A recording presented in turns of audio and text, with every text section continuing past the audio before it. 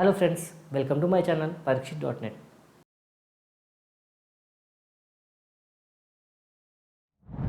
ఇవాళ మనం వీడియోలో ట్యాక్సెస్ గురించి తెలుసుకుందాం.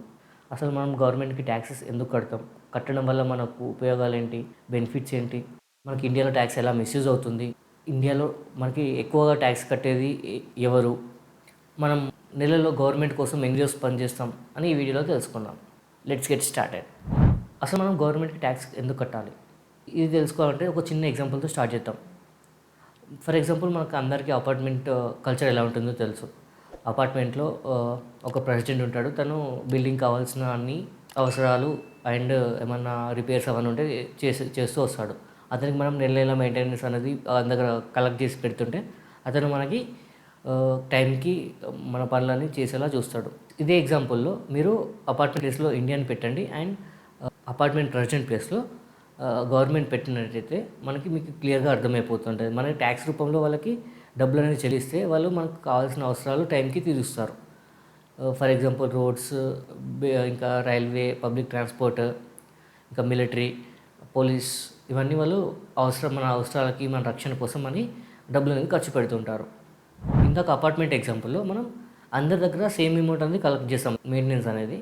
సో ఇండియాలో అలా కలెక్ట్ చేయలేము, ఎందుకంటే ఒక్కొక్కరు వాళ్ళకి నెలకి శాలరీ ఆర్ ఇన్కమ్ చాలా డిఫరెంట్గా ఉంటుంది. కాబట్టి అందరి దగ్గర same amount of tax collect చేస్తామంటే చిన్న పేదవాళ్ళు ట్యాక్స్ కట్టలేరు, అలానే బిజినెస్ మ్యాన్స్కి అది తక్కువ ట్యాక్స్ అవుతుంది. సో దీన్ని కవర్ చేయడానికి మనం ఇన్కమ్ ట్యాక్స్ స్లాబ్స్ అండ్ కొందరికి ట్యాక్స్ ఎగ్జంప్షన్స్ ఇలాంటి ప్లాన్స్ అనేవి ఇండియాలో అమలు అవుతున్నాయి. ఇవి ఇన్కమ్ పైన వచ్చే ట్యాక్సెస్ ఒకవైపు, అండ్ ఇంకోవైపు ట్యాక్సెస్ ఏంటంటే మన డైలీ వస్తువులు కొనుక్కుంటున్నాం కదా. ఫర్ ఎగ్జాంపుల్, మీరు ఒక బిస్కెట్ ప్యాకెట్ కొనుక్కున్నా, ఇంట్లో ఫ్రిడ్జ్ కొన్నా, లేకపోతే మీరు కారు కొన్నా, మీరు ఇండియా గవర్నమెంట్కి ట్యాక్స్ అనేది చెల్లిస్తుంటారు. ఫర్ ఎగ్జాంపుల్, గవర్నమెంట్ అనేది లేదనుకోండి. సపోజ్ మీ ఆఫీస్కి వెళ్ళారనుకోండి, రోడ్ బాగాలేదు, మీ డబ్బులతో మీరు రోడ్ వేసుకోగలుగుతారా? లేదు. సో ఈ రోడ్ నాది కాదు కాబట్టి నేను ఎందుకు వేసుకుంటా అనుకుంటారు. అదే గవర్నమెంట్ వచ్చి అందరి యొక్క నీడ్ అది గమనించి మనకైతే రోడ్ వేసి జరుగుతుంది. ఇండియాలో చాలామందికి ట్యాక్స్ కట్టడం ఒక బాధ్యతలా ఫీల్ అవుతున్నారు, కానీ అదేంటంటే వాళ్ళు కట్టిన ట్యాక్స్ అనేది వాళ్ళకి సర్వీస్లోకి సరిగ్గా రావడం లేదు.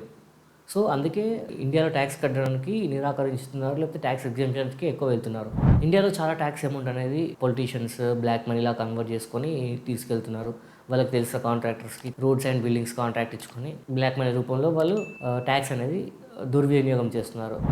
మనకి 2 టైప్స్ ఆఫ్ ట్యాక్సెస్ అనేవి ఉంటాయి. ఇందాక మాట్లాడుకున్నట్టు డైరెక్ట్ ట్యాక్సెస్ ఉంటాయి అండ్ ఇండైరెక్ట్ ట్యాక్సెస్ ఉంటాయి.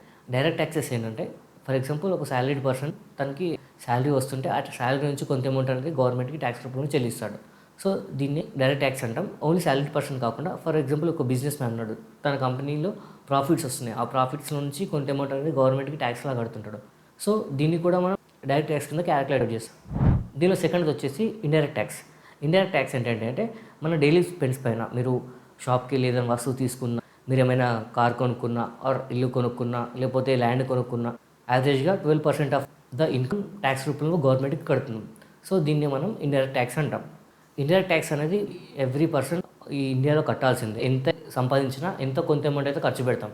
సో ఖర్చు పెట్టిన అమౌంట్ పైన మనకి 12% అనేది జిఎస్టీ ఆర్ వ్యాట్ కడుతున్నాం. దీన్ని మనం ఇండైరెక్ట్ ట్యాక్స్ అంటాం. అసలు ఇండియాలో ట్యాక్స్ ఎవరు ఎక్కువగా కడుతున్నారు, ఒక బిజినెస్ మ్యానా ఆర్ సాలరీడ్ ఎంప్లాయా? మీ దృష్టిలో ట్యాక్స్ ఎక్కువ ఎవరు కడుతున్నారు? సాలరీడ్ పర్సన్ కడుతున్నాడా, బిజినెస్ మ్యాన్ కడుతున్నాడా? ఒక్క సెకండ్ తీసుకొని మీరు గెస్ చేయండి.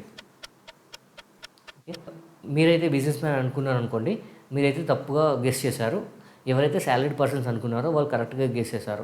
ఎందుకంటే మనకు సాలరీడ్ పర్సన్స్ ఏంటంటే 9.72 lakh crores ట్యాక్స్ రూపంలో చెల్లిస్తున్నారు గవర్నమెంట్కి. అదేవిధంగా బిజినెస్ మ్యాన్స్ అనేది 9.14 lakh crores గవర్నమెంట్కి ట్యాక్స్ పే చేస్తున్నారు. అంటే శాలరీ పర్సన్సే బిజినెస్ మ్యాన్స్ కన్నా ఎక్కువ ట్యాక్స్ పే చేస్తున్నారు.